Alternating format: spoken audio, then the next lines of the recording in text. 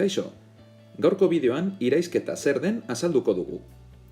Iraizketa, hondakin substantziak odoletik kentzean eta kanporatzean datza. Iraitz aparatuan, izerdi guruinetan eta biriketan egiten da.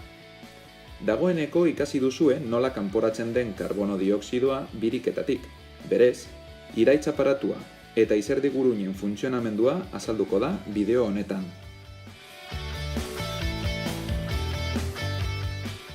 Iraitz aparatua giltzurrunez, ureterrez, gernu-maskuriaz eta gernubideaz osatuta dago.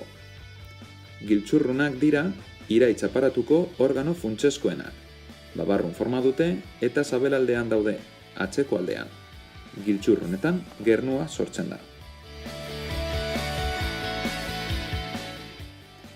Ureterrak bi hodi dira eta gernua giltzurrunetatik gernu-maskuraino eramateko funtzioa betetzen dute. Gernu-maskurian metatzen da gernua, gorputzetik kanporatu aurretik. Poltsa forma du eta bere paretak elastikoak dira, horri esker zabaldu eta uzkurtu egin daiteke metatutako gernu kantitatearen arabera. Gernubidea, gernua gernu-maskuritik gorputzaren kanpoko aldera ateratzen duen hodia da.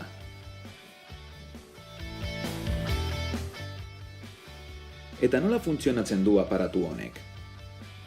Gorputzeko odol guztia giltzurrunetatik pasatzen da. Hauek, iragazkien modura dihardute hondakin sustantzia guztiak kentzen eta gernua sortzen. Gernua etengabe sortzen da, eta ureterren bidez gernu-maskurian metatzen da kanporatuta izan arte.